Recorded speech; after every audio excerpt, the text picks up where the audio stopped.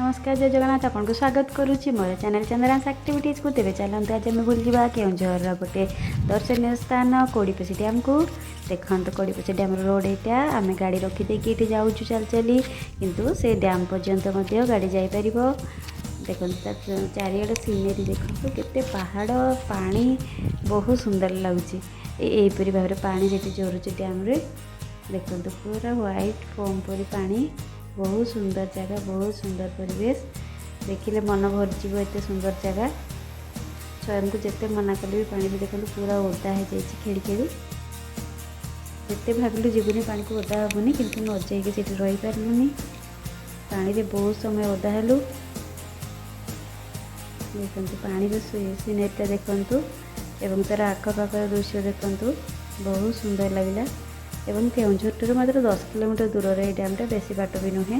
Keonjhar 10 kilometre दूर शिरीषपाल अवस्थित अच्छी ये डैम बहुत लोग जाऊँच बुलिया सेठाकू तार केवल डैम पानी ना तार सीनेरी बहुत सुंदर पहाड़ से गछ लता सब बहुत सुंदर लगुच पूरा गोटा अदा हेलु आम भिजिलु समस्ते देखो पानी केते जोर पड़ुची वर्षा होता 2 दिन तले से पानी जोर जोर जो आनी झरुची बहुत जोर पूरा व्हाइट देखा केवल वर्षा दिन रे ही यहाँ पानी झरे वर्षा छाड़ीगले पानी झरवा बंद हो जाए सीनेरी देखो चारिआडर केते सुंदर आसूसी सब दृश्य बहुत खुशी लगे